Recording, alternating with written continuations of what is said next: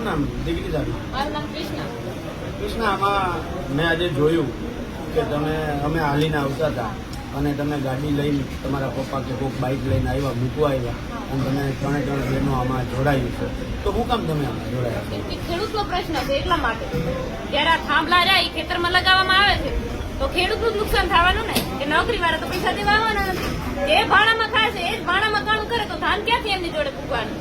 જો ખેડૂત એકવાર જો ખેતી કરવાનું બંધ કરી દેશે તો ઓલા શહેરમાં બેઠા એને એ નથી ખબર કે ડાઉનલોડ કરવા માટે તમારે આ ખેતીમાં રોટલી બોટલી બોલશો તો નહીં આવે ફોનમાંથી. એના માટે તો તમારે ખેડૂતના રોટલા જ ખાવા પડશે. આવી 45 ડિગ્રીના તાપમાને એ ખેડૂત ઉભો હોય ત્યારે પાણી વાળતો પસીનામાં થતો હોય ત્યારે તમે અહીંયા બેઠા બેઠા એસીમાં બેઠા બેઠા રોટલા ખાઓ છો. એના માટે તમારે ખેડૂતોને સપોર્ટ કરવો જોઈએ અને અમારો પ્રશ્નની અમારી જે માંગ છે એને પૂરી કરવી જોઈએ. બેન, હવે કાલે મેં જોયું, કાલે રાતે તમે કેટલી ચાની લઈને આવ્યા હતા, બરાબર છે? તો એ શું કામ તમે, અને અત્યારે અમે બધા બેઠા હતા તમારા ભેગા, તમે હાયલા હળંગ હાયલા અને હાયલા પછી બેઠા ત્યારે તમે જ નાસ્તો બધાને પીરસતા હતા, તમે બધાને ચા પીવડાવતા હતા. કાલે રાત્રે મેં જોયું હાયલા પછી તમે નાસ્તો દેવાનું ચાલુ કરી દીધું.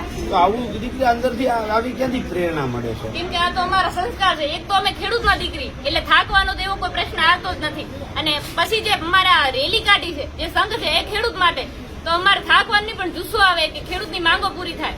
અને એ ગરીબ જયારે આગળ હાલે છે લાઈનમાં, આ પસીના પૂપ થઈ જાય એના માટે અમારે ઉભું રહેવું જોઈએ. અને અમારા સંસ્કાર છે ઘરેથી કે સેવા તો કરવી. અને તમે અમારે એટલે દૂરથી અમારે અહીંયા આવ્યા તો અમારે તમારી સાથે જોડાવાનું ફરજ પડે.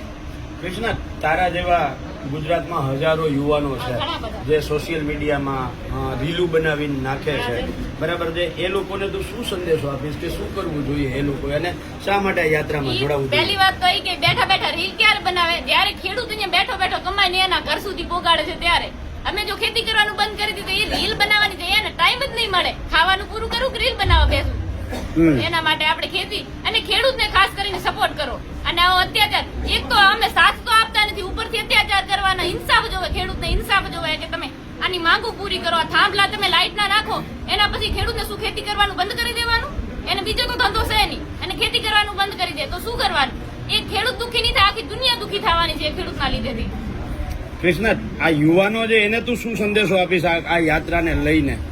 ખાસ કરીને મારા મિત્રો, યુવાન ખેડૂત મિત્રોને કે વધારે ને વધારે આ સંઘ સાથે જોડાઓ અને જાગૃતતા ફેલાવો કે જે લાઇટના થાંભલા આવે છે ને એને આપણે અત્યારથી નથી આવ્યા ત્યાં અત્યારથી ચાલુ કરી દી. લાઇટના થાંભલા અમે આપણે પ્રશ્ન હે એની માંગણી આપણે દ્વારકા સુધી જે સંઘ જાય એની સાથે સાથે જોડાઈએ, ગામથી ગામને જાગૃત કરીએ અને સરકાર સુધી આપણો પ્રશ્ન લઈ જઈએ.